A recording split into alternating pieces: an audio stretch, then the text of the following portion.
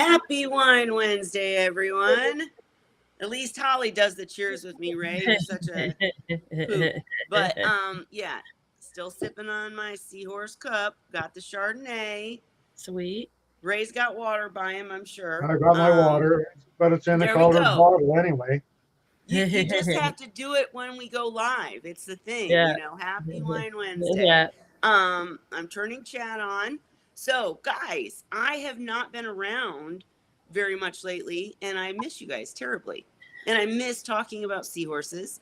I still have my tanks, but I'm still planning to jump back in at some point and get back in, get some new batches, get some fry going on. But I want to hear what's been going on lately on the channel. So what's been going on lately, Holly? Like, did we have a guest last week?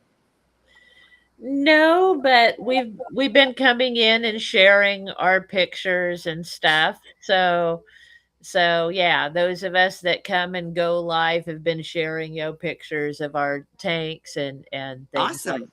Things like that. But not a lot of questions really to answer. So mostly just sharing, what we've got. Sure. Well, and that's the thing. You guys have to remember that Sophie, I kind of threw this at her and said, "Do it." And she's like, "Oh, I don't know what to do," right? And so she's trying to line up guests and she's trying to line up topics. And that's hard to do when you haven't been doing it for years. So, let's everybody give Sophie a break cuz she's doing a great job. And you guys, I appreciate you still coming every week, because really what this is a community where we get together.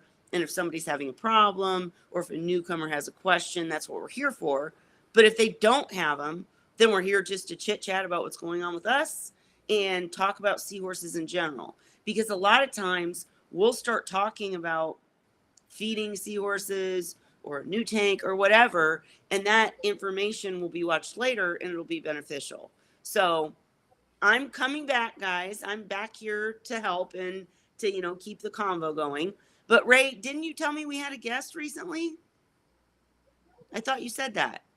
Well, no, he wasn't. It's not a We guest. don't consider him a guest. He's a participant like we are. Oh, okay. And if he's not working, then he comes in. Gotcha. And he's just new to it, but he participates when he can. And like originally, we were talking about all the other things that he's into, as well as the seahorses that he wanted to get into.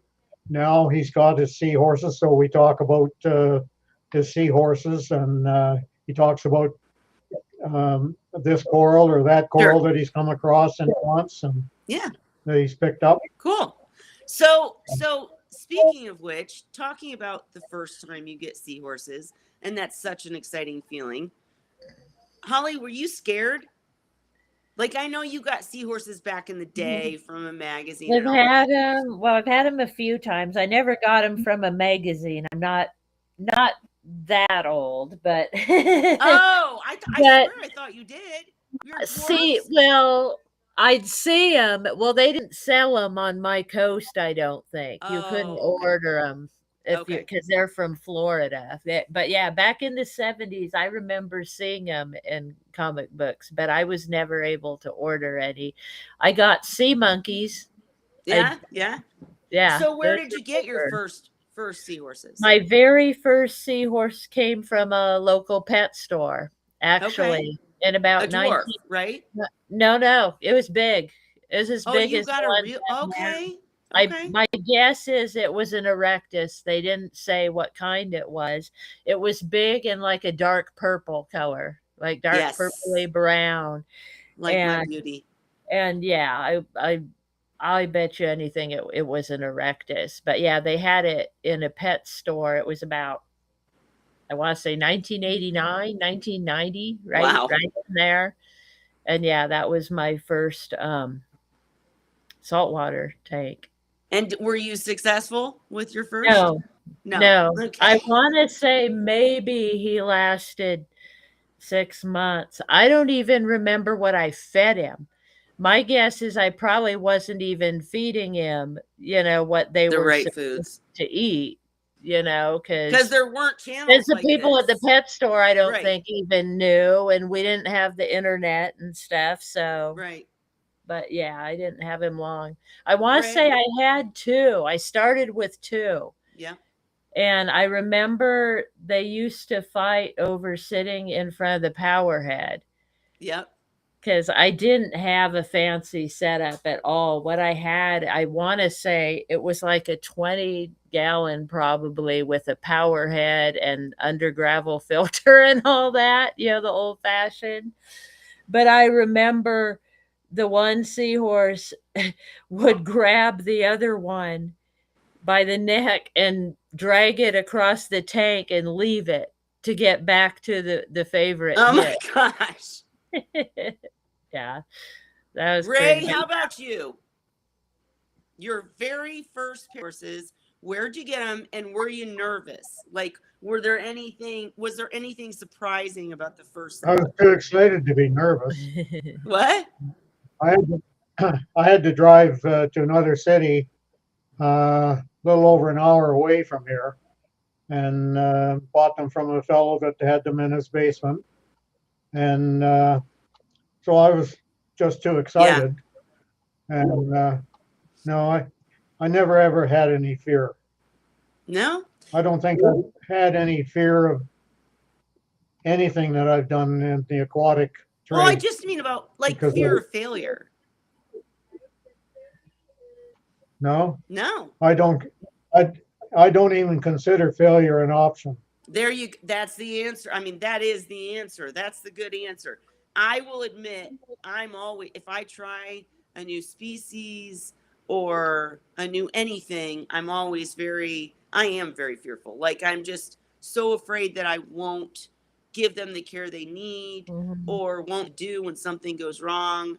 And that, again, guys, is why this channel is so important because I mean, if you guys send your friends or whatever, anybody new that comes, we don't have all the answers, but we're going to share our experiences Mhm. and be able to help you along the way.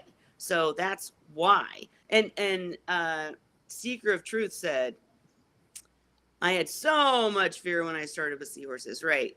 So Mhm. my first pair, I think I've told you guys this before. I tell two stories, right? Because I kind of try to shush the first one aside. And so the regular story I tell is about how I got erectus seahorses, Mhm. and I had four. I ended up having a male with a gas bubble or a pouch emphysema problem, but I talk about how I had them in too little of a tank, and three of the four survived and did well, and gave me all my babies, and was, again, like Holly described, my male that survived and did Mhm. well, man, he ended up huge, and all his pictures looked purple, and they weren't like mocked or lighting or any of that. He just looked purple, Mhm. and he was gorgeous, and it was wonderful and all that.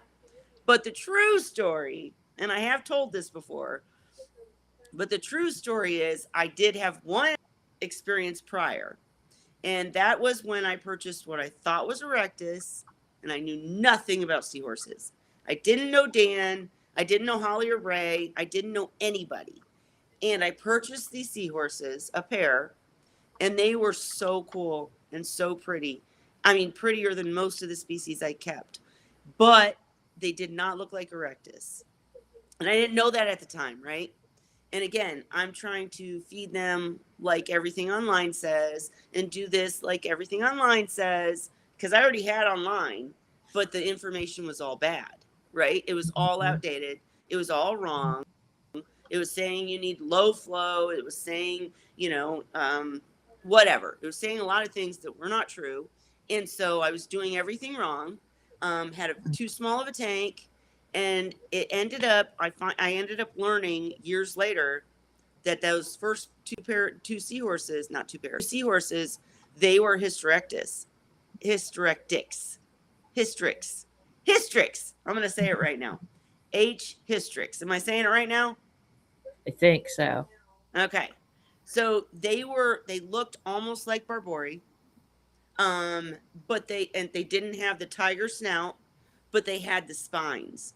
Like, I'm gonna Mhm. post a picture in the group later, once we're not live, just so you guys can see, because you can tell they're a different species. They were very thin, like not sunk in sides, but I mean just thin bodied. Mhm. Where our erectus are like I don't know, they look fat to me.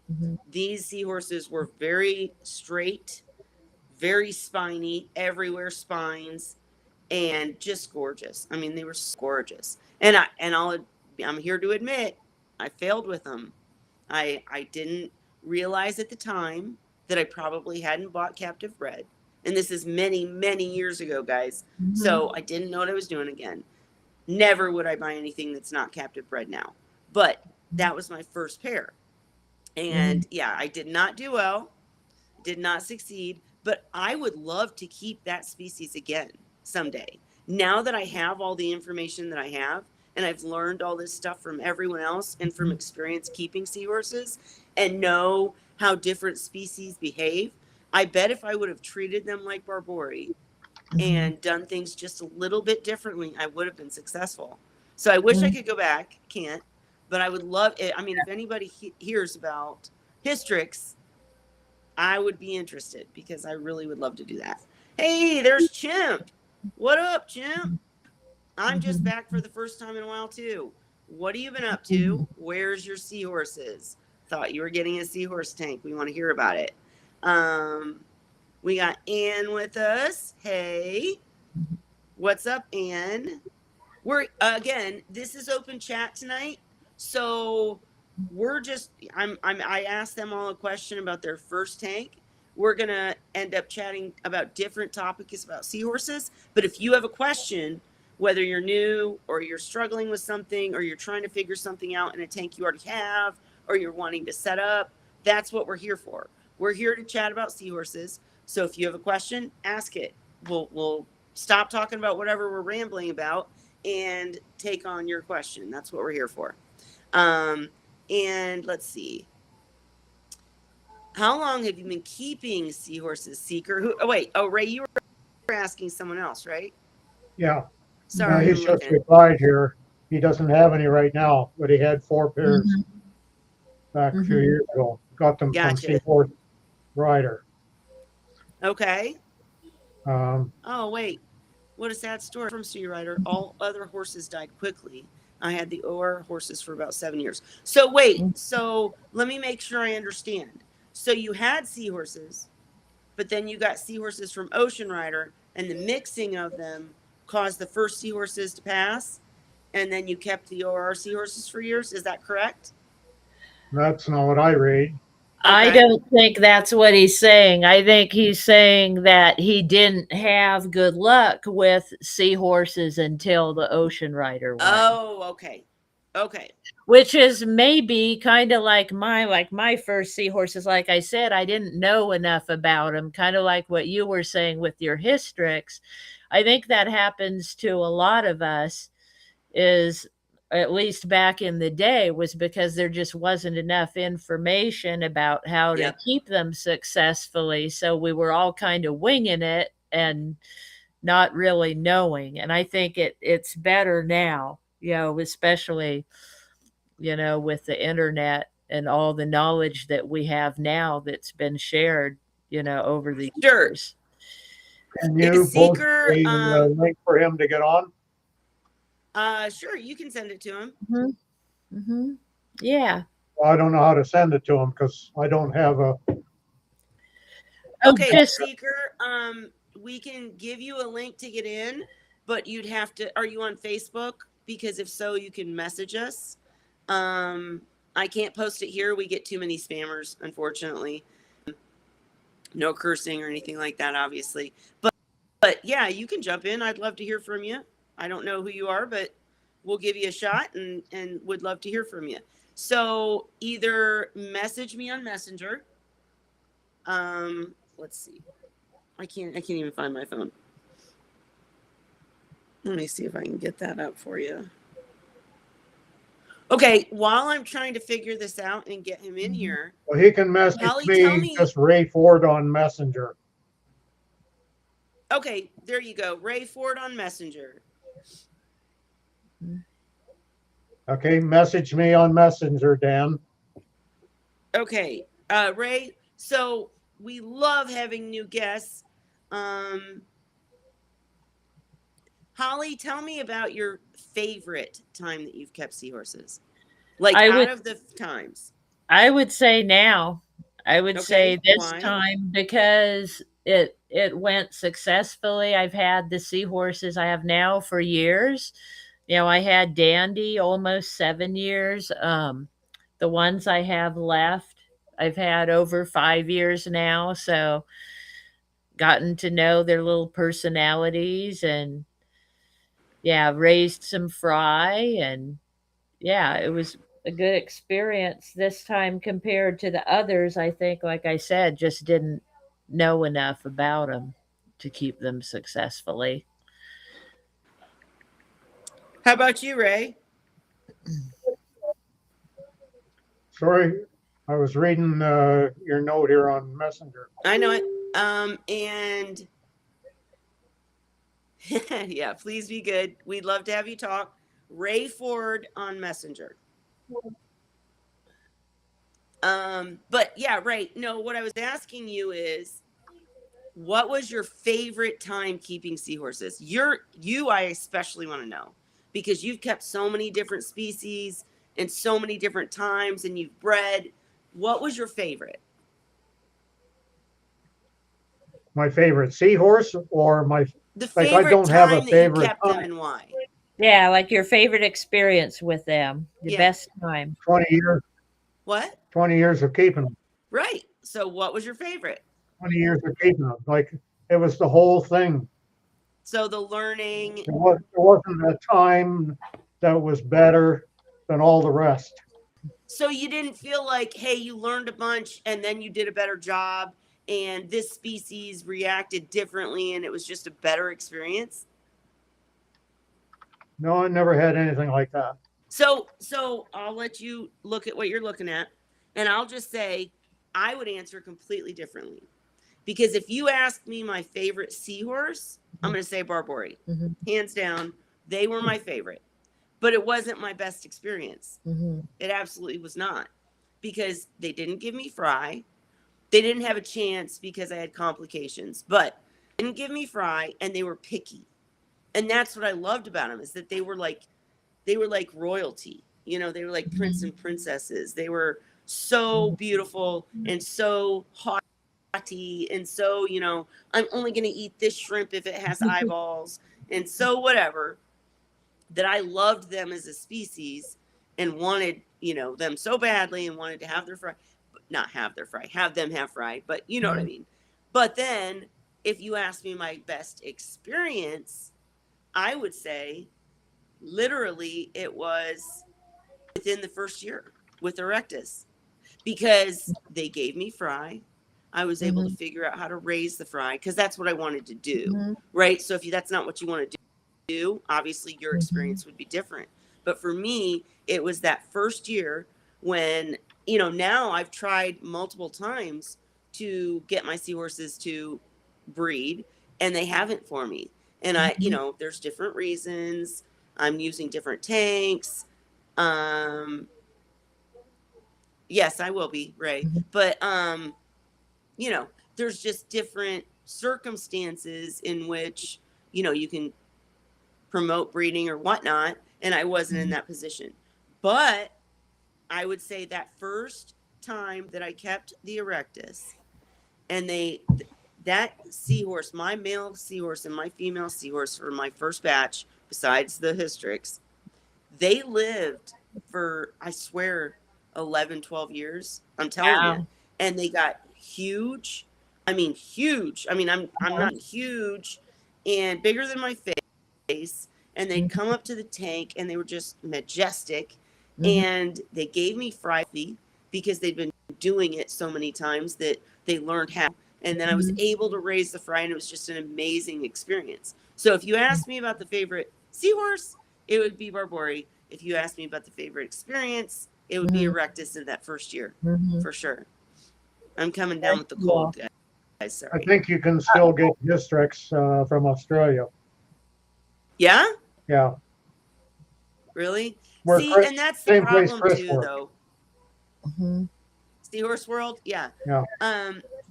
But the problem is, and I've worked with them. I know Rochelle very well, and I think she's doing an amazing job, by the way. And obviously, we know Chris. But the thing is, to get seahorses from Australia here in the U.S., you can't do two. To do you have to have a group order, or be working with Yeah, a an lot. aquarium or something, because the shipping's so outrageous, and getting them here through customs is such a challenge.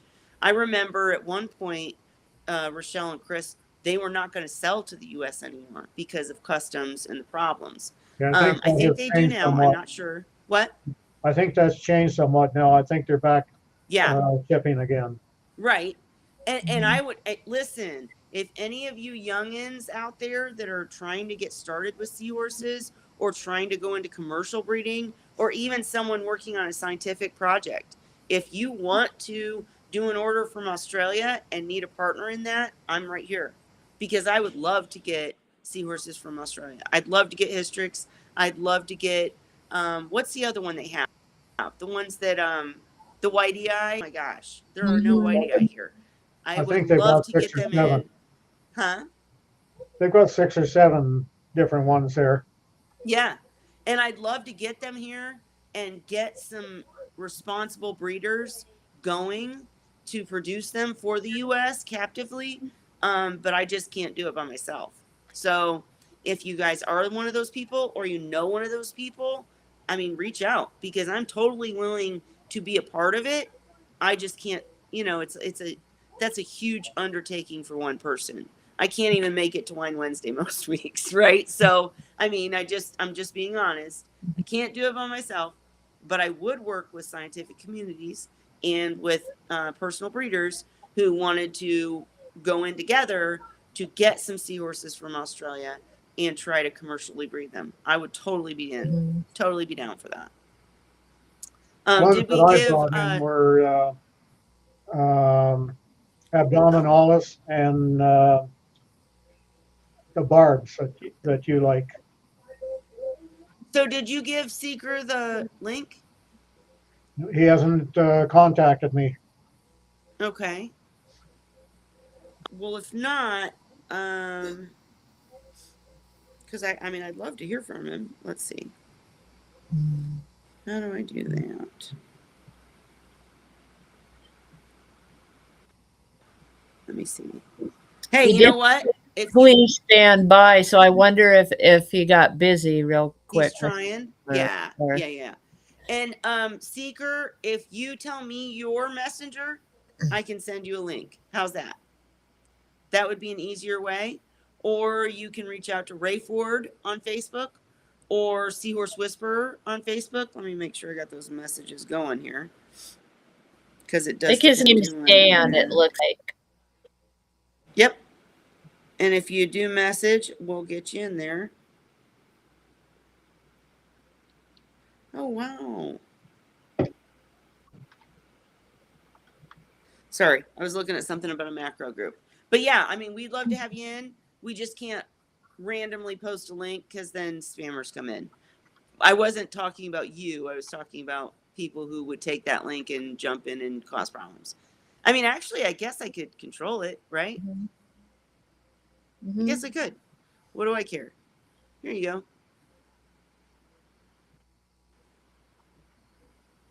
There you go. There's the link, if you want to jump in. And I won't let anybody else in unless you talk to me first. So it doesn't matter. Okay. Anyways. All right. So we talked about, so what was the most difficult situation you had with seahorses, Holly? Um, I guess Like what's it would the have thing that to you think is the be hardest? treating illnesses. Yeah, Gotcha. when they got the internal infections and things, running hospital tanks, because then you're dosing medications, changing waters. They can be in there for a long time. So it's like extra work, extra money. Yep. You're sad for them. You're hoping they get better. And a lot of times they don't. So, yeah, Yep. I guess, yeah, treating them for disease. And what advice would you give to someone? Like, I'm not like fishing for answers, but I'm just thinking the key to making sure that you don't have to go through that, you can't ever make sure. Yeah, There's no it's guarantees. hard. It's prevention. But buying You have to captive keep bred, the setting organics up right, mainly. but buying captive bred, setting up right, and doing things to prevent bacterial growth and stuff like that can sometimes help you avoid that kind of thing. Ray, how about you? Sorry, didn't catch that. I was reading. What's the most difficult thing you've dealt with? The most difficult thing? Yeah, like if somebody said, what's hard about seahorses? What is hard about seahorses? Learning the point of each system where you can maintain it without getting the dissolved organics continuing to rise, because an experimental thing that you have to do, there's nothing that we have that can help. All the test kits can show great, but because we don't have a test kit for the hobbyist to be able to check DO, then we don't know where we're at. So all we can do is do the best we think we need to do. And if something doesn't appear right and starting to go south, then you know you're not doing enough and you have to upgrade. Dan, I'm about to let you in. I just wanted to finish this sentence or this topic. And I think it's funny because both Ray and Holly focused on prevention of disease and dealing with disease. That's what they both focused on. If you asked me, if I go to work and my coworkers are like, oh, you keep seahorses? Oh my God. How do you do that? Can I have one? And I'm like, no, you can't. Because you got to learn all this stuff first. You can't just have one. No. And in fact, you need two. But anyways, if you ask me, like if they have, what's the most difficult thing? Yeah, I'm going to talk about setup and prevention and everything. But I'm going to say, because breeding is so important to me, the hardest thing with seahorses for me is converting fry onto frozen food. It was just so hard for me because I don't know how to do tough love with seahorses, right? So keeping the adults, no prob. I had problems too. I shouldn't say no prob. I mean, I had issues too. I've got videos where I've treated them, etc. And setting up properly took time to figure out. And that's why we're here to help anybody new figure it out. But for me, it was when I decided I wanted to breed and I had the fry, I could not get them over that conversion hump. Like I would have these healthy, fat little fry and then trying to wean them onto mysis. Nope. It would fail every time. They wouldn't take it. I had to learn all these tricks about keeping the water moving. And That's so it. just interesting. Them. Yep. All right. Let's let Dan in and see what Dan wants to chat about. Hi, Dan. Welcome. Can you hear me? Hello. Yes. Barely. Barely? Okay. Sorry. Yeah. I'm new to this, guys. I'm sorry. I'm not trying to be difficult. This is the first time I've ever done a YouTube stream with anybody. Woo! So, bear with Well, me. I can hear you much better now. Okay, cool. Yeah, my laptop should be good. Ray and Kelly, you are the host. And I'm sorry, who is with us also? Oh, I'm Holly. Holly. And Chip. And yes, Mr. Ray. I think I have two horses in front of my name. You can't see it. Mr. was my dad. So, Dan, tell us about you. What have you done in the past? I hear you've kept seahorses. Yeah, so real quick, just a little background. I joined your channel probably a couple of years ago. You can probably see the metrics in your feed. I don't know much about YouTube. I have never done a video, never done a live stream. I've just been lurking and watching and learning. And now you're here. I use YouTube for everything from home improvement to self-help to song analysis, lyrics, and movies and shows. YouTube is my go-to, be all everything. So thank you for letting me in. I'm glad you found our channel, by the way. but go ahead. Yeah, I found you a couple years ago. I was living near Dallas, Texas. I have lived in Maryland all my life until 2021. I moved to Dallas in June of 2021 for my job. And then my sister has MS. She was having some problems. I got laid off last year, so I came back east. And I really miss Texas. I really miss the barbecue, actually. No, thank you all for allowing me in. This is, like I said, the first time. I feel like I'm No talking worries, to no movie worries. stars. I feel like I'm talking to movie stars over here. I've watched No, you you're guys not. before. No, we're not. I promise we're not. We're just a Seahorse community. You're But real I do people. wanna You're not know- AI. Right. No, Right. promise I'm not. That's why I can't be here every week because I'm not AI. I wish I could AI myself. But so tell us about how your saltwater journey. Like My what made Seahorse you start with credentials. saltwater? When did you have seahorses? What are you doing now? Seahorse credentials. Okay. So Yes. I started with a pretty basic mixed reef setup. I had a 125-gallon reef setup, fish and reef, a few corals, some anemones, urchin. I learned about them. I study everything. Probably on the autistic scale, very, very mildly, because when I jump into something, I jump into it with both feet, 2 shovels, and a dump truck. So Yep. I study things. I'm very technical. I build my own computers. Long story short, I got saltwater set up. Then I got a coral tank. But my dream from a child, I'm 53 years old now. My dream from when I was a child, I saw in the early 80s seahorses for the first time in real life. I mean, I couldn't believe they actually existed as a live thing Right. as a child. And became utterly fascinated. I learned everything I could about them. I still have a lot to learn. But I did have 4 pairs for almost 7 years total. I kept them very healthy. They were from Ocean Rider from Hawaii. I did use 2-part red dust powder supplement, vitamin, nutrient. I can't remember what it was. I'm sorry. I used that briefly. Remember, I'd Kelly, like- when we were yeah, no, trying? I Do you like remember to- what it was called?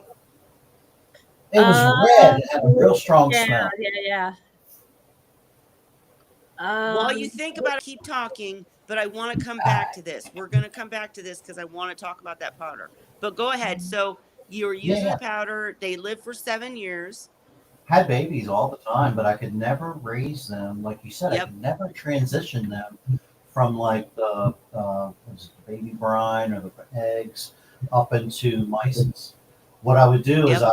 I would thaw the mysis out, put the powder in, mix it around, and let the powder soak into the mysis.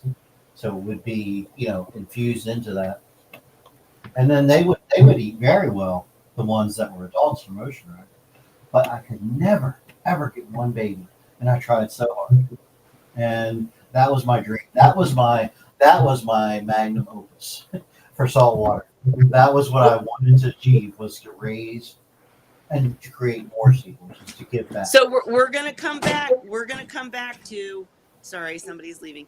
We're going to come back to the powder and weaning Seahorse Fry because that was my biggest difficulty too. But what have you done since? Are you still doing saltwater or? Well, my dad passed in 2016. I lost the house in Westminster, Maryland that I live in for 25 years. Settled the estate, moved in with family, focused on my career, and I haven't had saltwater since 2016. So Gotcha. I very much want to get it back into my life. And that's why when I was in Texas a couple of years ago, I found your channel and I started lurking about in your channel and listening to you guys. That's awesome. But again, my name is Dan. I do live in Maryland near Washington, D.C., unfortunately. Well, guess what? Chimp lives in Maryland too, and he's all about supplying captive bred healthy saltwater critters. So just putting that connection together. Cool. But no, I'm totally with you.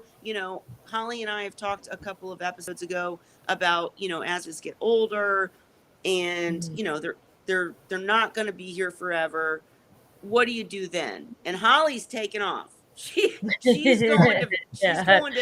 travel. And I've I raised still think- fry. I've done all of that. I need a break. and there's nothing wrong with that. So they're But like, I'm right there with you, Dan. I want to really contribute to the breeding, community. And I will tell you, well, let's back up a minute about the red, what do you call it? vibrance, and it comes That's in it. That's it. it comes in Okay. 1 and 2. They have 2 different formulas. It's Yep, vibrance. yep.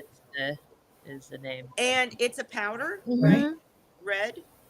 And typically they're feeding it to their red shrimp, right? Over at Nut Ocean loading, you mean? I think so. Right. Yeah. I Yeah, they But got they're those special little red feeding- shrimp.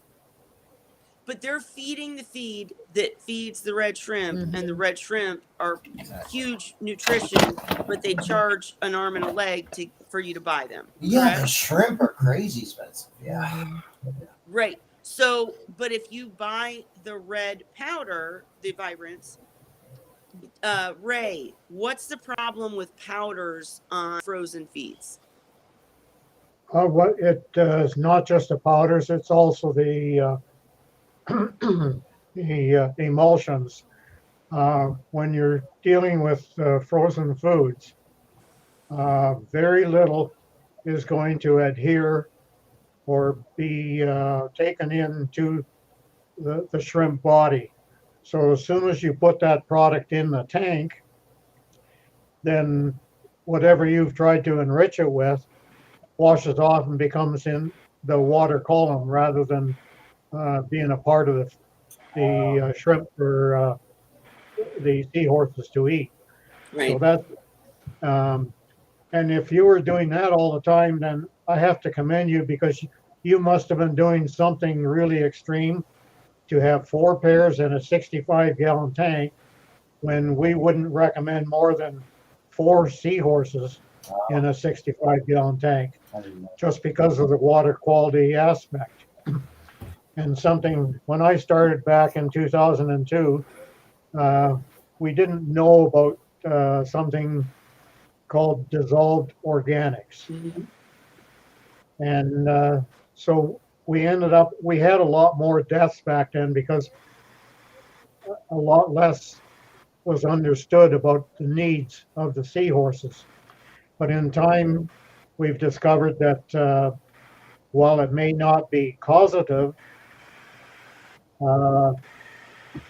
when seahorses do have problems, it is always when the dissolved organic levels start to rise.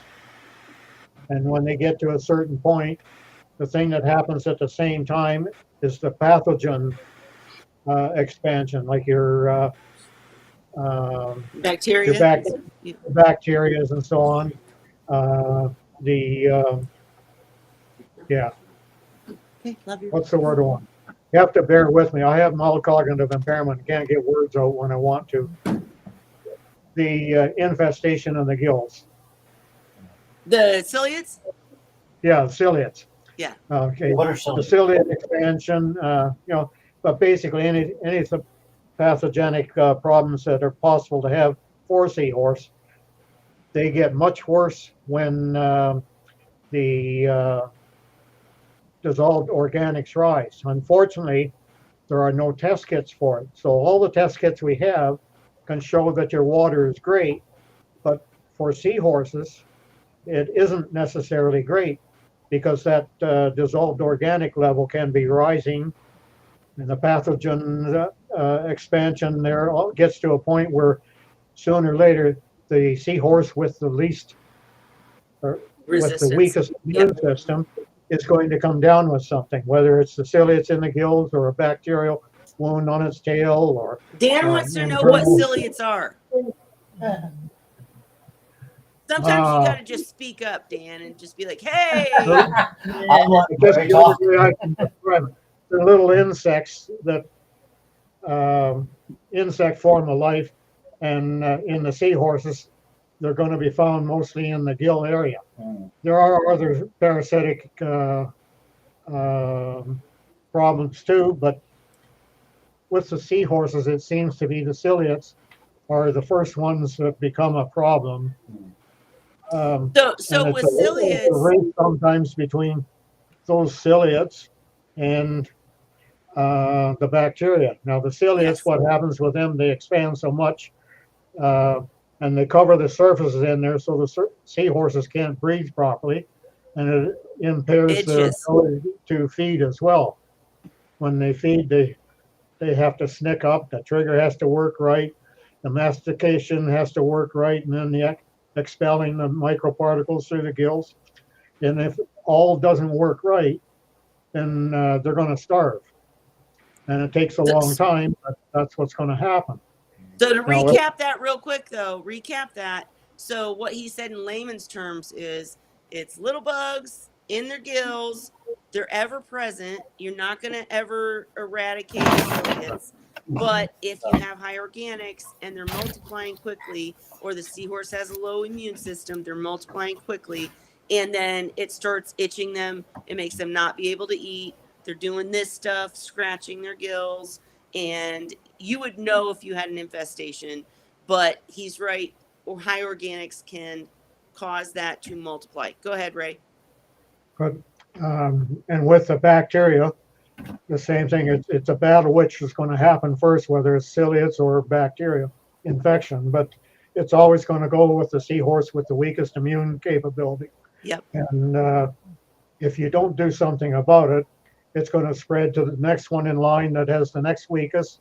Yep. And so on until they're all infected, with the exception that there are occasionally some seahorses that have a fantastic immune system. But I'd liken it much to the human race. With people, there are all sorts of people that never ever get sick. Mm-hmm. There's other people that get sick all the time. And that's Yep. And then you have most of us that are that in between range. With the seahorses, the unfortunate part, the majority are at that bottom end of the scale. There's very few at the upper end, and only a moderate amount that would fall on that mid range. Yeah. For some reason, they just don't have a decent immune capability, and so many of them succumb so fast because they're all at that bottom end of that. I get that, but I kind of disagree. I think captive breeding has made a huge difference in that, because instead of taking seahorses that are used to the conditions in the wild like they used to do, now most of the seahorses you buy are captive bred. They're used to the conditions in our aquarium. They're used to better conditions at a commercial breeder's facility for sure, but once they get to our tanks, these things aren't as much of a shock, just in my opinion. Well, we've discussed that before, and we have that difference of opinion. But yes. To me, the seahorse is like dragons and alligators and so on. The evolution part is so slow, and when we're looking at the time period of keeping seahorses for decorative fish, that time period is such a small part of their overall life evolution that it isn't making any significant change right now. See, okay, I am going to disagree. I know we have before, but I'm going to disagree again, because here's the thing. Kelly, you're salty tonight. All of you guys failed at keeping seahorses at first because you were getting wild caught. Once I came to the scene, I've never had wild caught. Okay, all right, but even captive breeding had to expand. Now that it has, we don't. Out of how many seahorses is there a problem? Like, how many people are keeping seahorses with no problems? It's not because of seahorses it's changed. It's because our knowledge has changed. I agree. But I also think our knowledge as breeders has changed. So the seahorses are set up. But that's not changing the seahorse itself. Like, I don't care what life form you have. You can't change it drastically in 50 years. No, you're right. I'm not disagreeing with you on that. Okay. I'm saying we've learned, hey, if you don't keep seahorses with things that sting it, it won't get stressed out. Hey, if you don't throw too much food in, they won't get high organics and then they won't get stressed out. Hey, if you buy captive bred and you buy seahorses that are used to an aquarium life, then they're going to do better.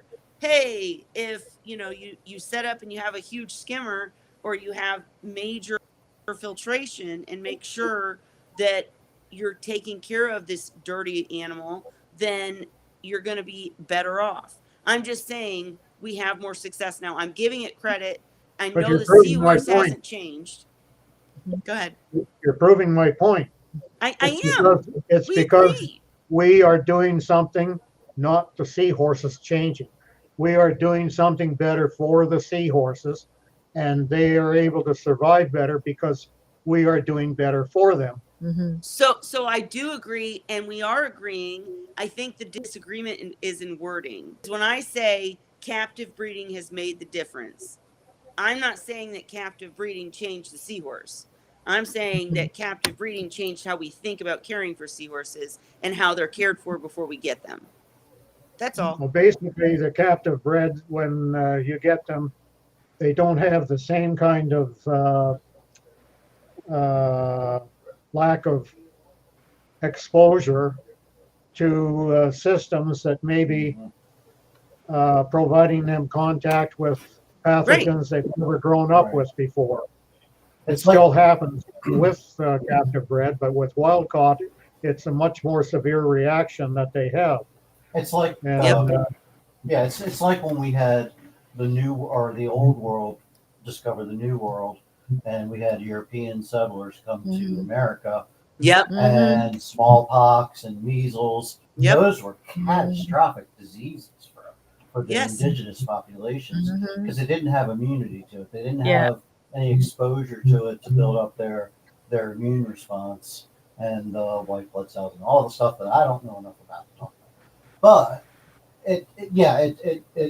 it's when you're in an isolated population or in a wild population, and then you come to a communal population like a breeder or a commercial, a high density environment, then you have two things. You have a higher probability of different vectors of infection and different vectors to transmit, but you also have a higher density of the virus or bacteria, on a higher load of the negative factor.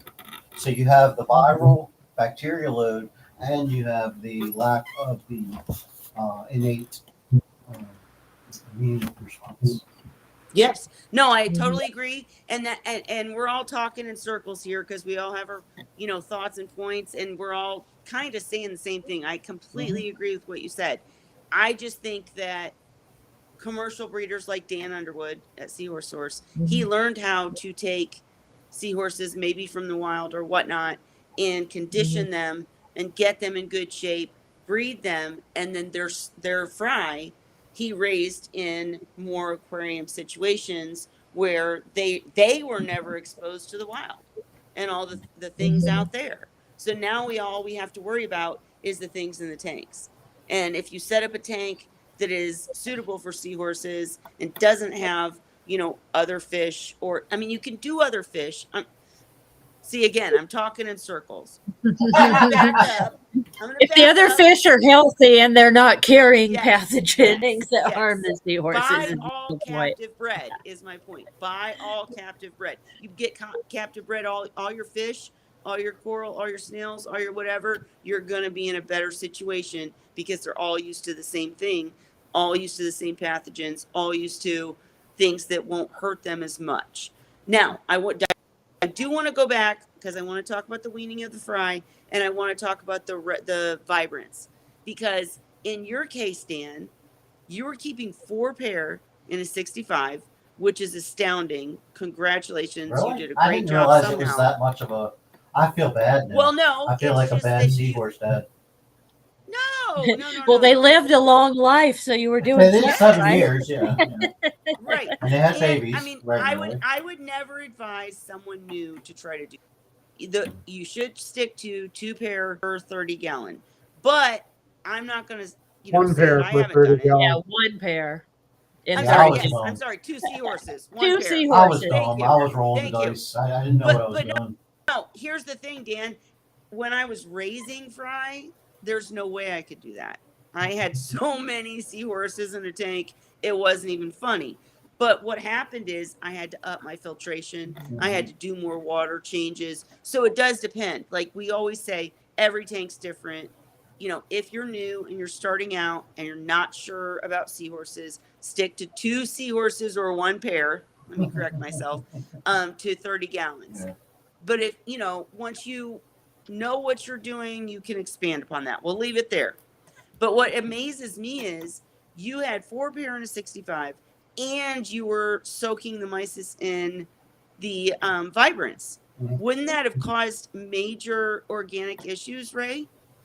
It spiked Yeah, it nitrates, should have. nitrites. That's why. Yeah. Yes, it would be very bad for the organics. That's why I was saying, like, he did exceptionally well, a 65-gallon Yes. tank, and even without the vibrance, it would have been a chore. But with Yes. putting vibrance in that tank as well, like I don't know how many fold that makes it worse. So something he was doing was fantastic. Either that or the stock that he had Was just We're exceptional. really healthy. Right. exceptional. So in Ray, the but let me immune ask you capability. this real quick. Hang on. Let me ask you this. Are there any of these enhancements for food that you would put in the water, and even though they cause organics, the vitamins in them are actually somehow helping the seahorses anyways? Is that possible? I guess it's possible, but not probable and not worth the risk, in my opinion. Not when it's quite, it's a lot easier to get some live food. In other words, you can buy brine shrimp, or you can buy mysis shrimp, or even mysis shrimp. You can gut load them with whatever you want, and then feed that maybe once a week to get them what you want. Yeah. But see, I've known quite a few people that have never fed anything other than Hikari mysis and gotten 4 to 7 years lifespan out of their seahorses without any auxiliary nutrient being added. So it's not like it's an absolute necessary thing. Yeah. While I've done it myself, I can't say that they live longer because I did that, but some of them didn't live longer. But so you are saying if you're gonna use nutrient enhancements, do it in the feed that you feed to the feed that feeds the seahorses. Yeah, you do it. Okay, not on frozen foods. Okay, so Dan, we want to know what your setup was, because you did something really great. How did you accomplish it? Like I told you, I probably have a touch of autism. So when I do something, I really, really, really dig in it. So I had a computerized system. I had like a Reebok, I believe. No. I had a computerized system. Salinity, temperature, went through the Wi-Fi, sent messages to my phone if anything went out of whack. But my setup was my first goal was to provide high volume turnover without high velocity flow. Okay. Great.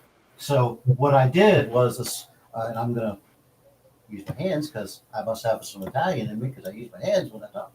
But all good. So do I. So what I did, if you're thinking about like this, the back of the aquarium, I would have instead of just a spray bar, I did a spray bar and then pieced it out to have a spray square. A whole square on the back wall to shoot water out of, probably 40 or 50 different small holes. Okay. To provide at different directions also. Different directional places. I drilled with a power drill, small drill bit, and I drilled holes in various locations around the perimeter of the tubing that made up the square of the spray bar. And that basically made a wall of very gentle flow from the back to front. Yep. and then I put the overflow, the intake on the side, and kind of had that flow going at an angle, so it would go forward and to the left, Yep. and then it would go towards the overflow to push that to have maximum turnover with minimum volume or minimum velocity of water disturbance. Yep. Or turbulence. I also ran a skimmer that was about double rated. I ran a UV filter. I ran. I had a small refugium, and I would try macroalgae here and there when I could get it. I had a pet store owner that I became friends with in Hampstead, Maryland. He was a really great guy. His first name was George. I don't remember his last name, Mm-hmm. but he owns a store in Hampstead, Maryland. And my father passed in 2016. The beauty, the fondness of seahorses goes back to my childhood. And as I said, I'm 53.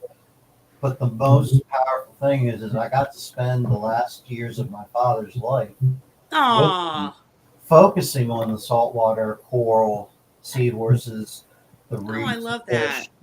And I basically set up 4 tanks for him.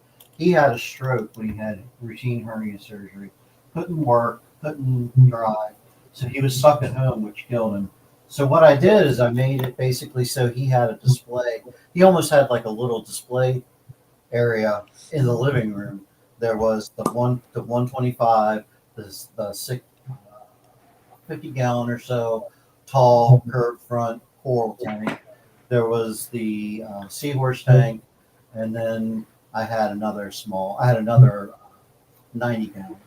long. What a lucky father, because That's he had awesome. that display. Yeah, My like he was in the ocean. He loved it. Heaven. My father was my best friend, and I love him and miss him every day.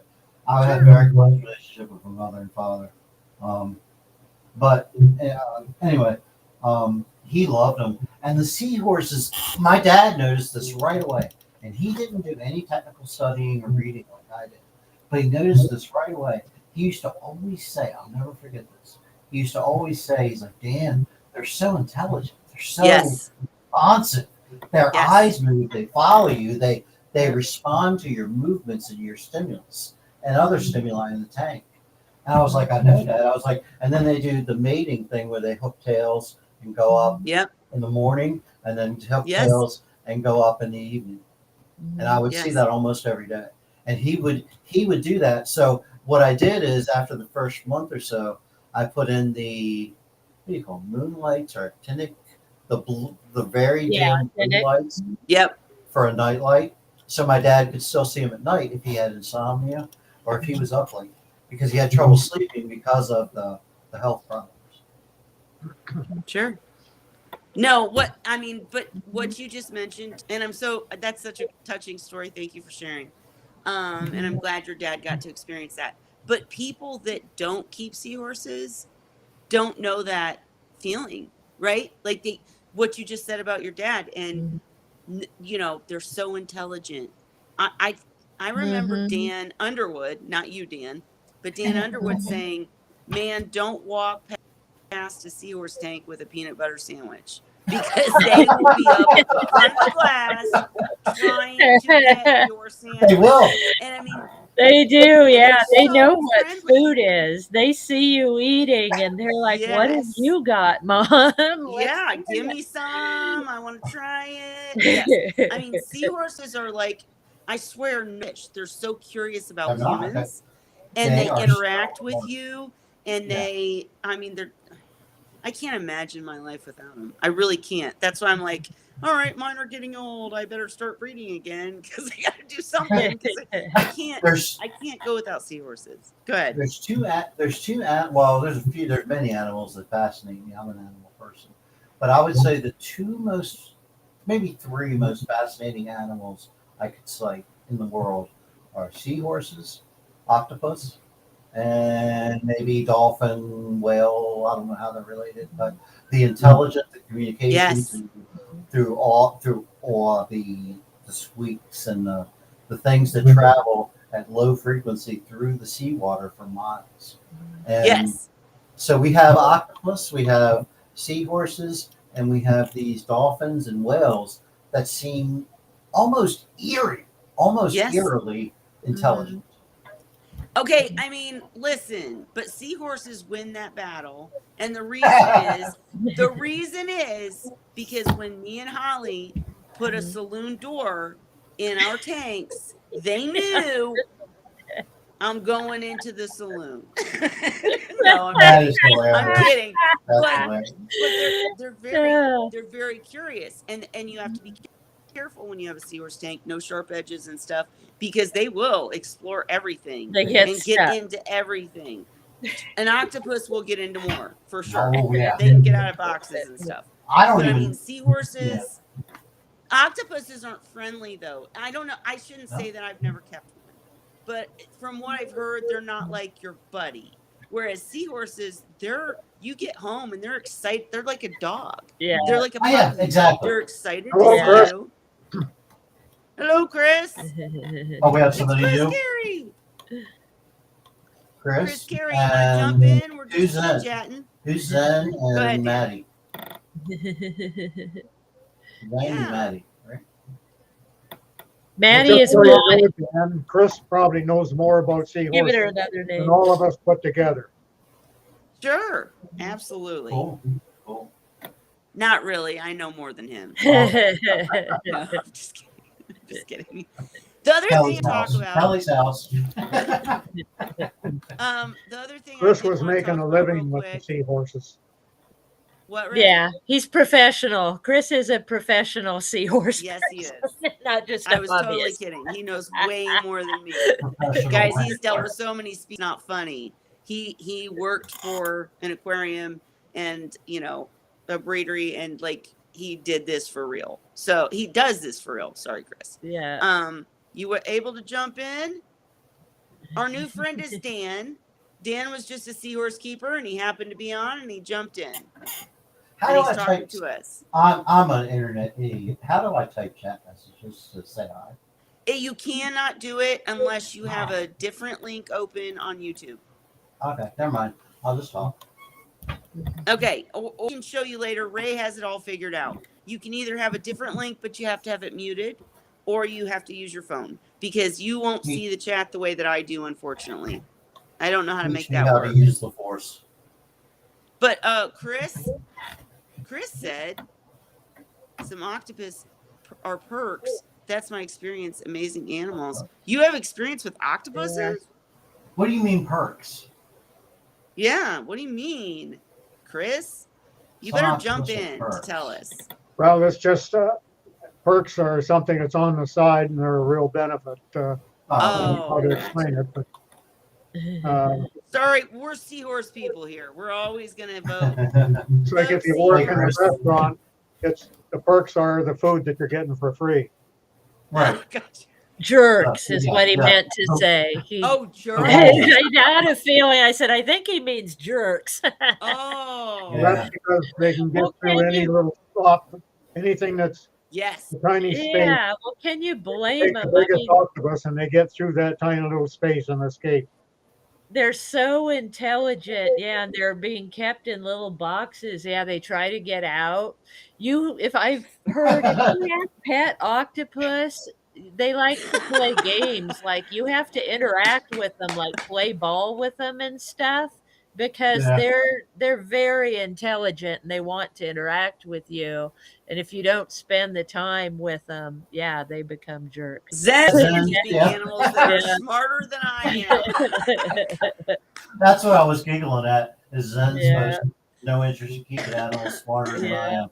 Well, that's probably going to be a lot of animals. Yeah. So, no.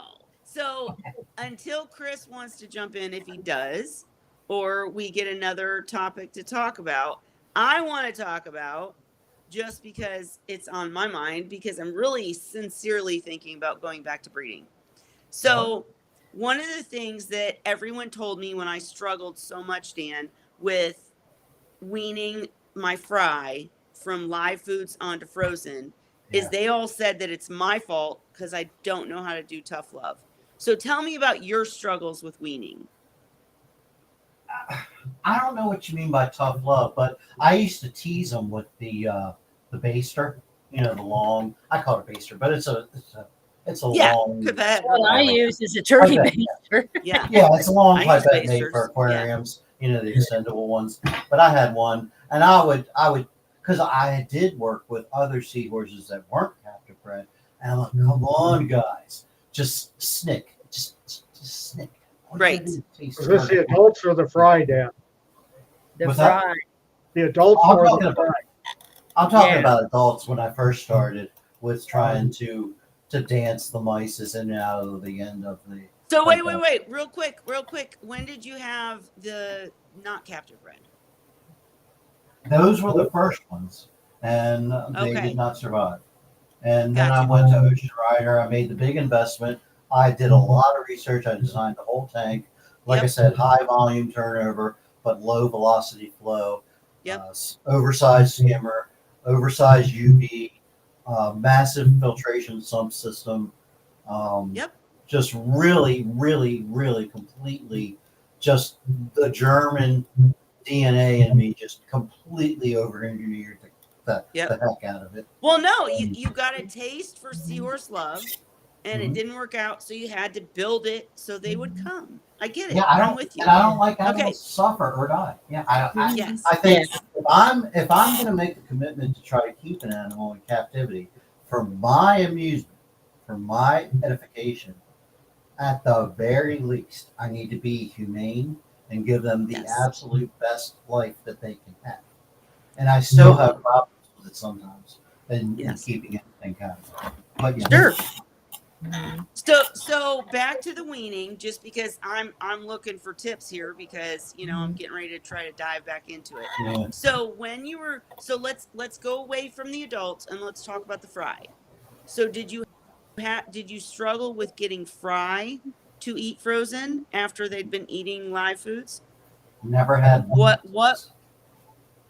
You never had fry? one success. Oh, I lost never every one fry. success. No, I lost every. I lost hundreds of fry. It killed. So was it at the weaning stage though, or did they die off sooner? I was going to try to upload pictures. I think I still have pictures of the baby. But you're talking babies. When they come out, Yes. they're fully formed. I don't know what the word is. Like your They're fully pinky formed. nail. Yeah, little But, tiny. but yeah, they're like the size of. I don't know. Yeah. Yeah. I mean, they're like a rock salt, a piece of rock salt. Yeah. At the most, they're that big. But I have some pictures ready. You want me to share some fry while we're talking about it? Sure. But I never. But Kelly, There. to answer the question, I Were never. they benthic fry or pelagic fry? Do you know the species? What does pelagic mean, right? Pelagic they is. Go ahead. don't hatch at birth. So Benthic. pelagic species. Hang on, sorry, Ray. I don't mean to interrupt, but I always dumb it down. So, and I'm not saying you're dumb. I dumb it down for me. So pelagic, like he said, they don't hitch at birth, but there's certain species. They're reed-eye. They're that. If you had a rectus, then they're benthic. I had. Okay. Yeah. They were all mustangs, All right. as I called them. They had The little holes. pelagic ones are harder to raise because they're, first of all, they're smaller, and you can't raise them on brine shrimp naplee like the benthic ones can. So you have to have copepods or something else. Yeah. In my case, use rotifers, which everybody told me I couldn't do, but it worked for me. Holly, what are we supposed to be looking at? Okay, so if you look on the left-hand side, so look at the tiny fry, and here's an air stone Yeah. for comparison. Okay. This is the first batch that I raised. So this was Sadie's batch. Look at them all up here. Cool. Yeah, tiny. And so, yeah, so look at. That's like probably the size of my pinky fingernail. Yeah, Yep. This was when they were first born, I think. And this is what I used for their hitch, a piece of gutter guard. And I fastened it onto air bar with zip ties. And I didn't run air through the air bar. I just used it to hold the Yep. to Mhm. pull His the name. gutter guard down. So there's one hitch to the gutter guard. So that tells tiny Oh my gosh. they, Little fella. they were. And here you see them, swimming around in Tiny. here. So Sadie's in here somewhere. That's the one I kept. Yeah. And she lived to a ripe old age. That That's was what I love is looking at my pictures and seeing, how big they are now. Oh, look Yeah. at that. That's a great pic. yeah. So That's what I remember is those little big-headed, Yeah, they're- big-headed babies. Yeah. So here's look how skinny he is. That, like you said, big head. I love how they're almost see-through too. And look sometimes. how tight, because you can see this is gutter guard, which is tiny in itself. So real Right. quick, wait, before you go on, go back. Mhm. So when you're looking at this, one of the things I would say is what's really cool is when they eat, they're enriched artemia or tiny not mysids, brine shrimps, Brine excuse me. shrimps. Mhm. Their stomachs, I have a picture of put your arrow right at the stomach, Holly. You're Of this gonna part of their see stomach, that. Yeah. orange. In here. There's some when we get there that are like that eventually as they start Okay. growing. And this was, remember, this is about the time I met you guys. Yeah. So this was how I got these babies. I was able to raise 5 of them to adult seahorses. Yeah. And so, yeah, here's a few swimming Oh, together. wow. Look at all their food. What's that? Is that There's an airline? one Is Oh, that an airline? there's the orange belly. Yeah. And what were you asking about back here? Is that an airline? Yes.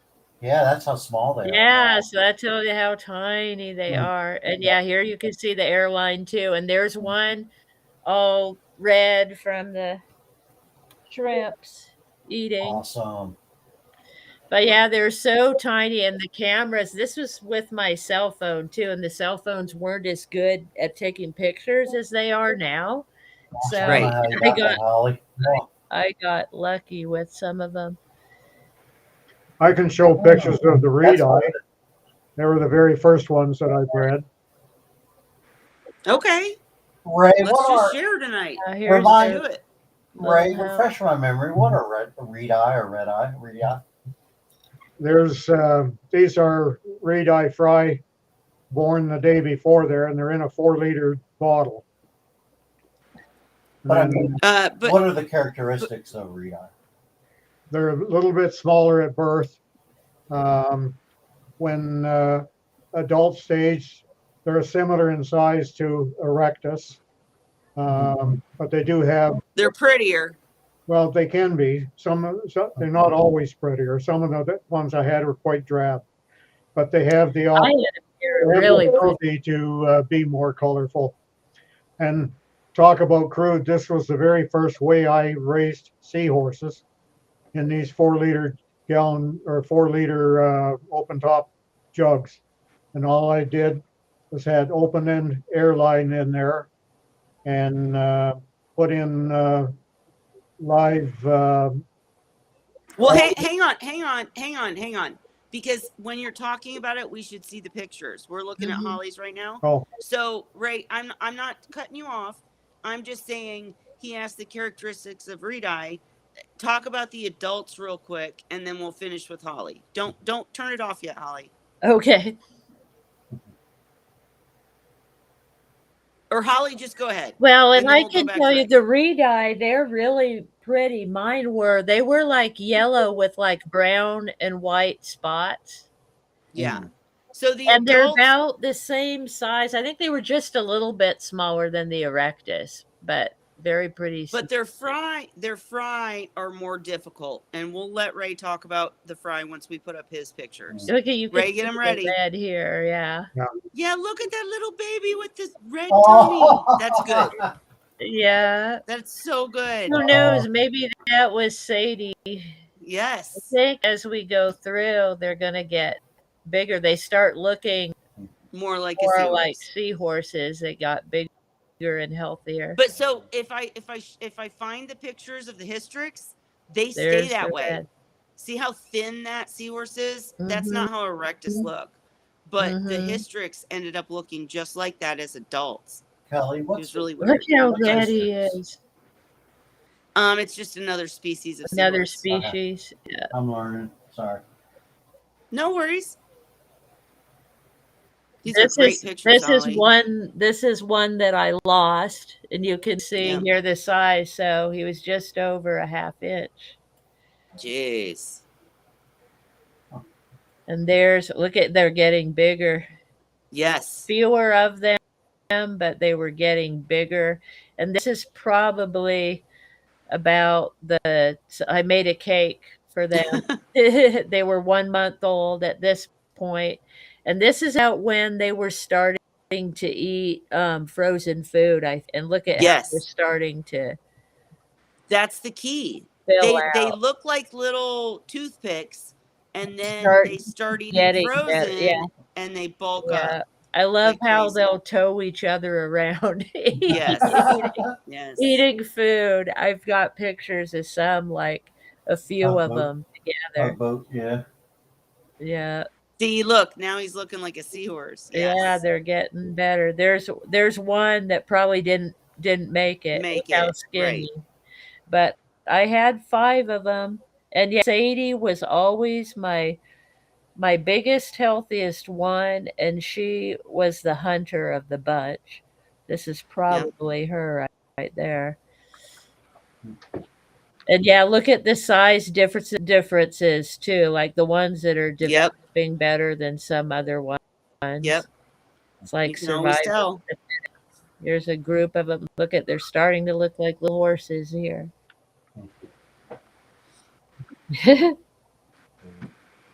Yeah, Aw. They're so amazing. yeah. Look at that. Getting Now they're looking like seahorses. yeah, still some scragglies, but going up.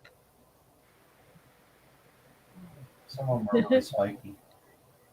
Mm-hmm. And Beautiful. they're moving. Yeah, when they grew, this was like, I want to say this is 2 or 3 gallons. I got that at Walmart. That's what they grew up in until they started getting bigger and eating frozen food. And I moved them to this tank, which I want to say was a 12. That's crazy. I was using 20 And gallon yeah, barrels. look at there's their big old sponge filter. And well, I didn't have that many. Remember, by this point, I think there was only 5 of them, Yeah. and they were look at it hitched to the party. Yes. But we Party do need here. to say that, okay, if you're trying to breed, she only had she only had 5.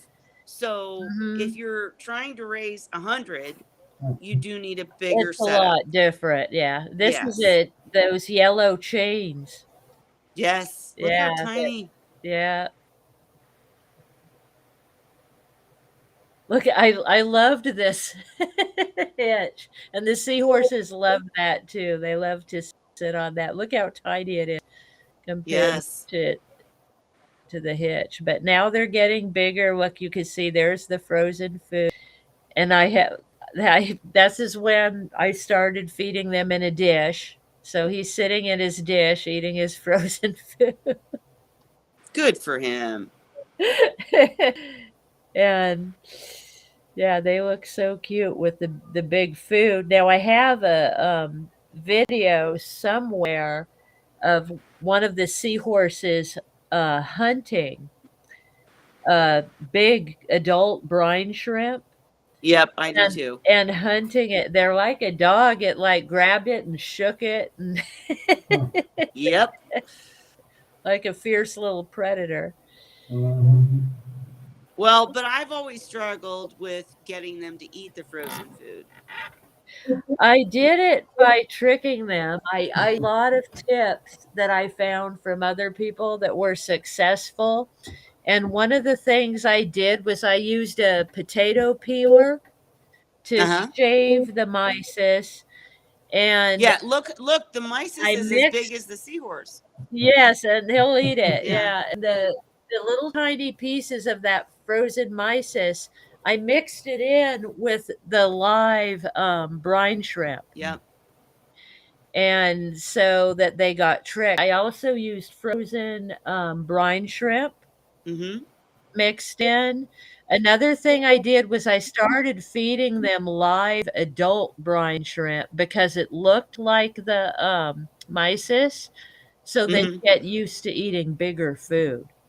And Gotcha. that helped too. Like when I was raising the brine shrimp or hatching brine shrimp, I should say, I set some aside to raise, and they were adult brine shrimp about the same time that the baby seahorses needed to be weaned onto frozen, interestingly enough. So they had big brine shrimp to go after, and they learned how to eat the frozen from eating big brine shrimp. Oh, look how big they're getting. Yeah, look, he's almost as big as the chain links now. And they used to love to sit on the bubbler, and they'd turn Mm-hmm. the colors to match it.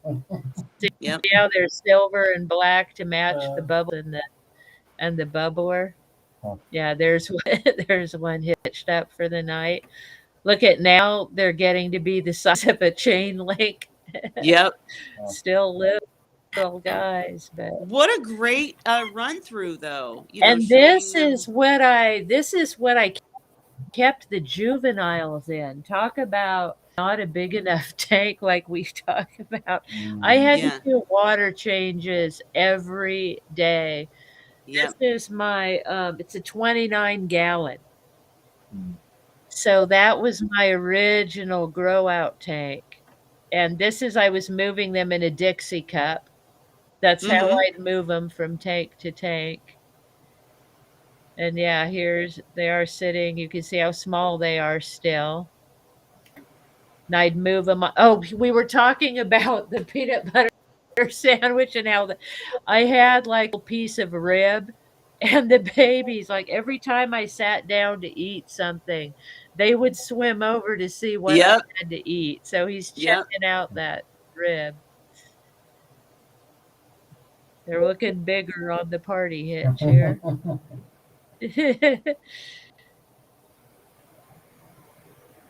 That was Beautiful. probably Sadie. Oh, yep, and that chicken nugget. Yep. Wow. The seahorse And wants yeah, a here's chicken what nugget. about they learn quick what a turkey baster Yes, is and then about. they're attacking the baster. Right. I know. Yeah, Very cute. they would all hitch on to the end of the turkey. Yep, The they end of hitch onto the stuff like turkey that. baster. And yeah, on the baster, and I then have yeah. I have one 5 years old, and she still pecks the baster. I'm like, Mhm. haven't you learned you can't get through that? There's that. And see, I used blue wrapping paper. Yep. Taped it to the back to give it the blue Mhm. to bring out their yellow. So there's their little grow tank. They're sitting at the dish with the food. Still so small. Yeah, look at them. So here's almost all of them. There were 5, so That's it. there's 4 altogether. And there's their feeding kit, turkey baster and my strainer and a Tupperware. That's what I always use to feed them because I love my turkey baster. Yes. Very useful. Yeah. And then this was a dish I made a I had socket dough on the side of the tank, and Hmm. and this one worked his way under the shell into the soap dish part. Oh Lord. We were talking about them getting stuck and stuff. Yeah, look at his face is in a hole in the soap dish Hmm. where you drain the water out of the soap dish. There's another picture of their tank.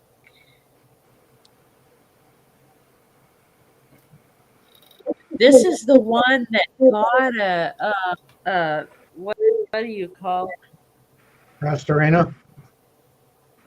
Not an asterina. What are the Pastorina star. anemone things? No, not an asterina. The anemone things. The little anemone things. Aptasia. Oh, okay. It's an aptasia. Got on my seahorse, on the baby seahorse. And I was able to get it off with a tweezer. Oh my Thank gosh. God. But yeah. I hate And those there things. was my sponge filter was infested. I Yep. discovered. Yeah. Aptasias, the dandelions of saltwater. Yeah. Yep. Yep. And there's one getting transported in a cup. Little cup. Oh, they're getting bigger than the chain now. Yay. There's one in the rainbow. Yeah, now they're becoming regular seahorses. Yes. This Beautiful. this is Sadie when she was a baby. And So she pretty. grew up to big. I just lost her recently. She was a little over 5 years old. Yeah. There's a Mhm. dish of food, little seahorse.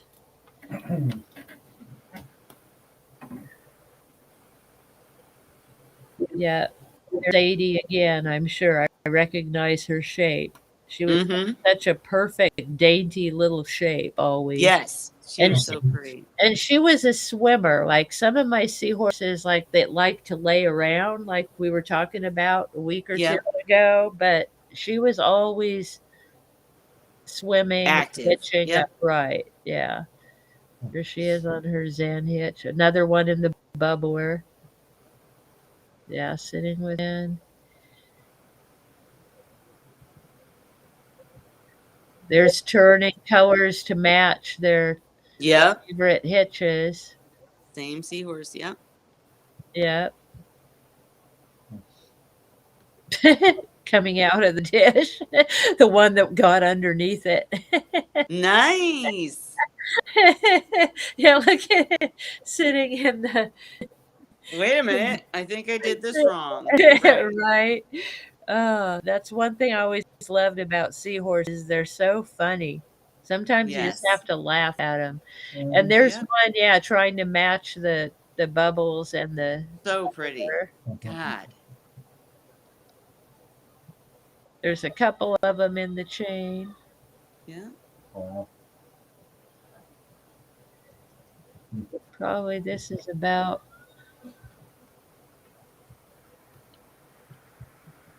Very cool representation, Ollie. That's a good picture of her. Oh my gosh. Yeah. Amazing. To say they're probably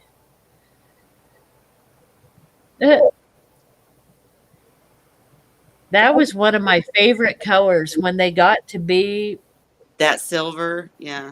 that silver. Yeah. And they didn't stay that way, obviously. Yeah, look at this one. Yep. How pretty. But I noticed when they're juveniles, they change color.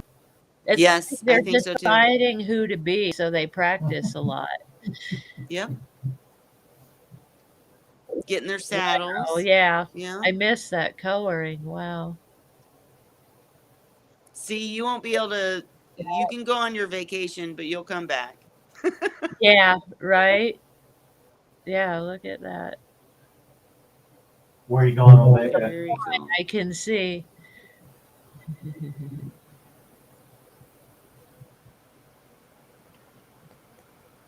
Now Ooh. you're starting to tell the girls from the boys. Did this? Yep. I saw a pouch. Up here was when I took them to the store to sell them. At Yep. the Reading. This was the fish store that I sold them to. Cool. Other than Sadie. Here's little guy in his little bag floating. And there's Sadie. Is everybody in the U.S. here? Ray's not. Ray's in Canada. Canada. Ray, do you want to show your pictures real quick? Yeah. Okay, what do I do? Hit the share button. It's a already- square with an arrow in I the already middle of it. already hit the share button. Okay, so then it'll bring up a screen of which tab do you want to share. So you Oh, click I got on you. the thing. I did not. Okay, there we go. There you go. This is the first batch of reed eye that I had that Oh, I succeeded with. Just between you and me and the gate post, it was my 10th batch before I was successful keeping any fry. mhm. And these are reed eye. Alrighty. And my system was very rudimentary. Okay.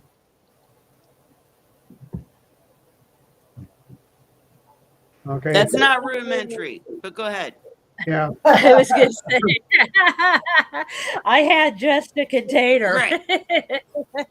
I had a dozen. Actually, I had 14 of these containers, but usually the most I used was 12 of them at a time. And I would change out half the containers one day and then the other half the next day, and do full water change, clean the jugs down to wipe off the bacteria off the surfaces, and then start off with new salt water. And then if you see the green there, that was the Nanochloropsis that was growing. And the reason that I was using that in the water was twofold. One, when I put the enriched Napoli in there for food, they quickly lose their enrichment. And by having the Nanochloropsis in there, it was at least something that they would feed on to keep up the protein levels. But Nano doesn't have fatty acids, so I couldn't keep the fatty acids up, but it was better than nothing. And then in addition to that, there is no filtration around them. There's only the open-ended airline.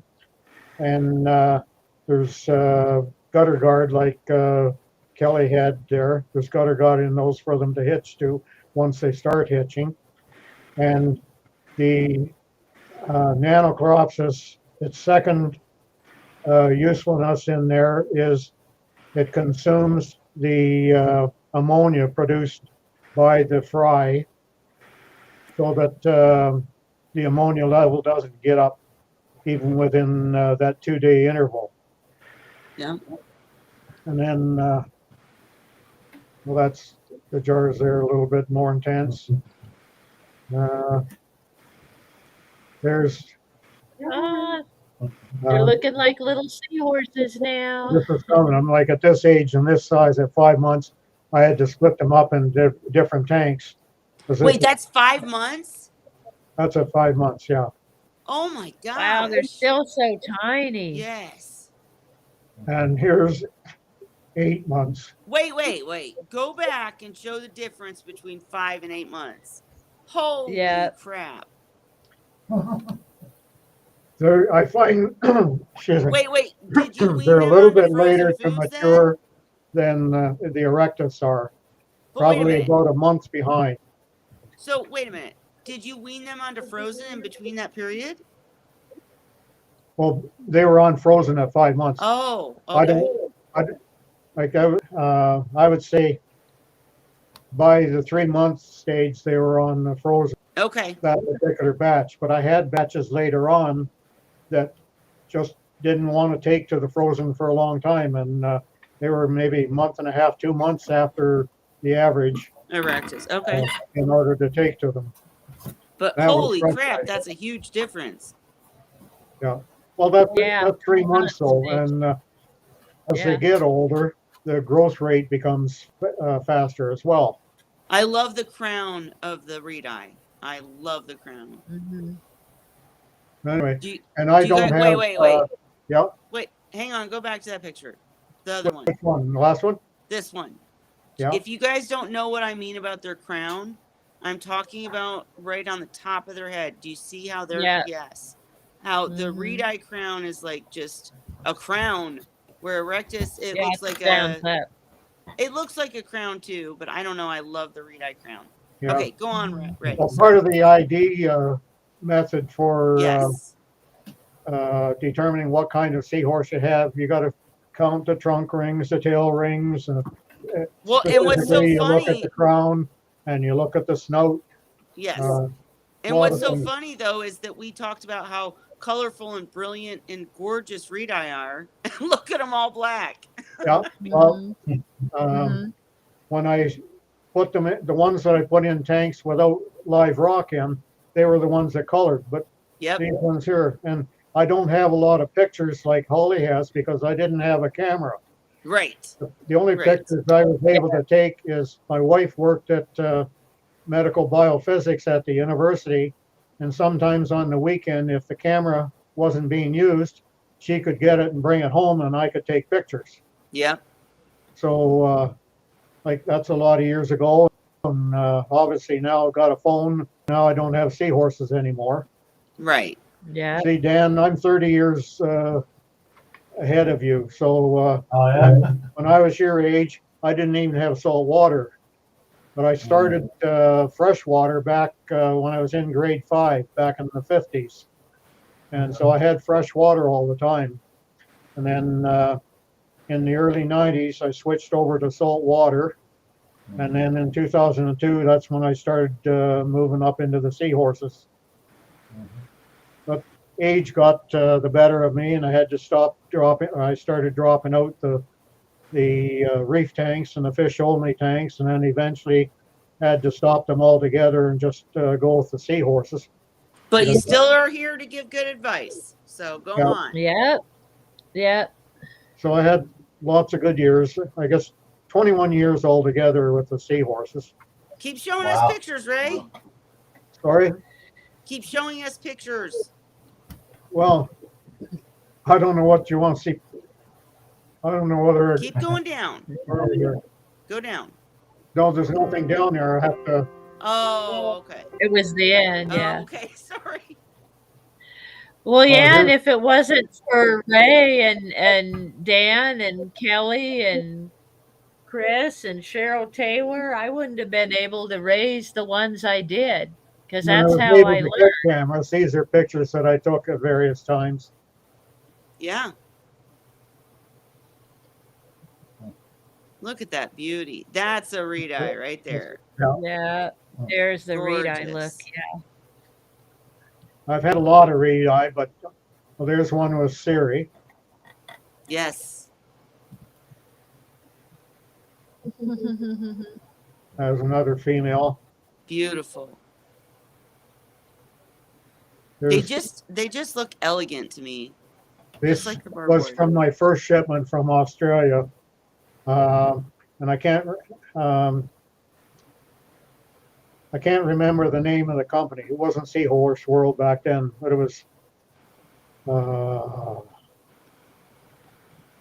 Dr. Well, I can't think. It was a marine. Well, they're not in biologist. business anymore, so it doesn't Yeah. matter. There was But a this marine is a pair of biologist that was in Augustus? business down there with his wife, and so I've got my first Barbary and my only Angustus I bought at that time. Gotcha. Later on, I bought the second set of Barbary from Seahorse World, also in Australia. Hey, look at the cup. Oh, that's a You have Barbary a right cup? there. Yeah. That is a gorgeous Barbary. Oh, look at the snout. Oh, I love them. What do so they have much. in their cup, Ray? What? What do they have in their cup? There's a cup in there, like a mug. What do they have in there? There is a plant. I can't remember the name of it, but it's off to the left there a little bit, and there's rubble in there because I don't like substrate on the bottom of the tank because it makes keeping it clean a lot more difficult. Yeah, Well, yeah. Look at that in there. gorgeous face, though. Yeah, And that snout. Oh, I love Barbary. yeah, Oh, the stripes. Yeah, love them. I like the snouts. They're just so gorgeous. And their patterns. Oh, But the first ones were much nicer than the ones I got from Seahorse World. If we go down here. There's the Angustus. Mhm. See, the one there's a lot Mhm. less color than that one there. Mm-hmm.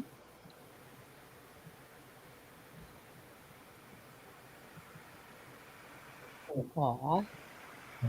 There's the combs that I had my least amount of success with combs. See, I yeah. they never even lasted a year. Wow. Wow. It's funny how Cheryl And and Cheryl was raising yes, those. Yeah. That was her specialty. they were pretty. Yeah.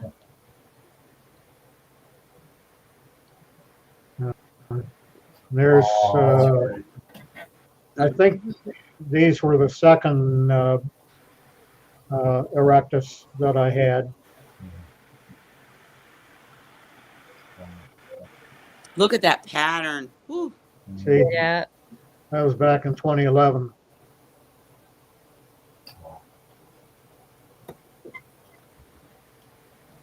Aw.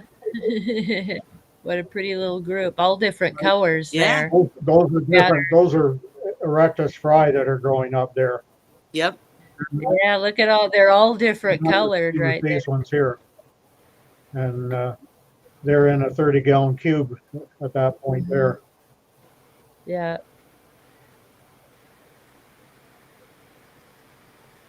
Aw. That's Reed-eye. Yeah. Yeah, those are trying to think which batch that was. You can always tell Reed-eye though. The I think crown and the they shape. were all that was left of my. I think it was about my third batch of Reed-eye. I sold about 230, I think, to now I can't think of the store. It's an aquarium store in Montreal. Mm-hmm. They used to drive down to Toronto because they bought their corals through this store in Toronto that would buy in big bulk orders and have other stores come in and take what they wanted out of the order. They would all meet at the store here. So I would go down there with Seahorses and sell them off to that store. And then when I got onto the Erectus, there was a couple stores that were taking Erectus from me down there. But this was the last batch of Reed-eye that I grew. Mm-hmm. And so I kept these, and I honestly don't remember whether I ended up selling them or just kept them and let them growing. I can't remember now. That's what happens when the memory gets so bad. Reed-eye are just so pretty The though. beauty. Aw. I just love their shape. Something Yeah. about their shape is just really pretty. Well, I didn't like their shape when they're fry. Like the Well, ones yeah. they're young there. Yeah. Would you believe that there's about 50 dwarfs in there? Yes. Yeah, I That's see a a few of great them standing out in picture. the green plant. But that's a great Yeah. picture for anybody who looks at these pictures and says, I want to keep seahorses, That's but a I want to keep an 5-gallon easy tank. tank for dwarfs. You can't see them. I Yeah. mean, Yeah. they Yeah. don't interact the same way. They're yeah. I think the But tank I had them in before that was 1.5 gallons or 2 gallons, something like that. And um, I think I started with about 20. And when it got up to 50, then that was pushing it a little bit then. So I moved them into the 5 mhm. and had no problem with them in a 5-gallon tank, other than trying to see them. You're right. Okay, these are the barbs that I got the second time from Seahorse World. You can't see them there. There they are there. Nice. They don't have the There same nice coloration that the others did. These were more of Yeah. a yellow color, where the others had a brownish pattern to them. Yeah. Interesting. Where's Seahorse World? Where's they located? Where do they ship from? Australia. Australia? Okay. And these are the abdominalis one. And this is when I first got them, so uh, they hadn't grown. Now, abdominalis, they get quite large. Yes. They're one of the larger seahorses, but they're also the easiest to keep because you can't keep them over 68 degrees Fahrenheit, which means that the bacterial and ciliate influences are kept minimal because their growth at that rate. Even if you have poor water quality, they still can't expand because of the cooler temperatures. Well, you say that, but it's also more difficult because you have to keep the temp that cool. Because that's a 90-gallon tank, and to buy a cooler for a 90-gallon tank is just way beyond what I was ever going to spend. So all I did, made a room out of plastic that they used for industrial sheathing on walls, and I made a room out of it, and I put a Air $50 conditioner. used air conditioner in it, and kept the temperature of the room down so that it kept the water temperature down. Yeah. I mean, that's the way to do it. Just expensive. Whatever works. Yeah. I used a chiller, and what I found was, I don't know how efficient this is, but what I did is I ran the chiller into a basin, into a large basin reservoir of cold water. So it kept the water in the basin very, very cold as I could get it. And I ran that through a closed loop system in the sump. So I would run like a helix of thin wall tubing in the sump, as much footage as I could get coiled into the sump without blocking anything, and that would cool by induction. Basically, it would cool the water as it flowed through the sump, and I actually cooled down 3 aquariums with one chiller like that. Wow, that's a good idea. Here you can see the ab is getting bigger, and they have a big stomach on them, and their nickname is pot bellies. They got a beer belly. Abdominalis, pot bellies, same seahorse. Anyway, it's 10 o'clock, and I got a call. Yep. One of her, she turned 55 today, so I got to call her and say happy birthday. Oh, she's my age. Yeah, well, she's the third. She was the third daughter. The other two are older. And Ray, I'm 53 and 56 in single. February. So, I'm only 20. I don't know. my fourth Yeah, the daughter bags is a tell little me bit different. younger than that. Now is the baby. But no, that was a joke. But no, Ray. Anyhow, I'm going to have to leave. Yes. So good to meet you, Dan. Maybe we'll talk again. We Yes, will. sir. Good to I meet hope. you. All right. Yeah, and thanks for sharing all the babies, Ray. Okay. I think that's the first time I saw all your babies. Those That are was great awesome. pictures. I don't You have and pictures. Holly, right? Yeah. I don't have a camera. Well, so you guys know that now I'm in a competition. Ray and Holly shared all their pictures. Of course, I'm going to have to share mine next week to show that mine are the best and better than all their. No, I'm just kidding. You got to tell me what they're going to be. I do want to get some pictures together just to show you the different seahorses that I've kept. And maybe that'll start a discussion about the different species, you know? But for tonight, I do have to work tomorrow too. Good night, all. Good night, Ray. Yeah. But Good night, Ray. I'm gonna call it for tonight too, anyways. Okay. Thank you so much for everybody that came. Thank you, Dan, for joining us. Yeah. Now you have the link. Thank you. You behaved. Nice to have somebody new. You behaved very well. So keep the link so that you can come any week. You're welcome to come any week. We'd love to have you join us and share with us because this has been fun. Hopefully we'll get you back into seahorses, but either way, eventually, yes. Yeah. Either way, it's going to be good to have you because any more conversation is always good. But for tonight, we're going to say Happy Wine Wednesday, y'all. Everybody say the cheers. Cheers. You got to get a cup. Happy Wine Wednesday. Dan, that's cheers. the rule from now on. Okay. If you're here, you have to have a cup. It doesn't have to have a wine. Even if it's water. It could be water. Yep.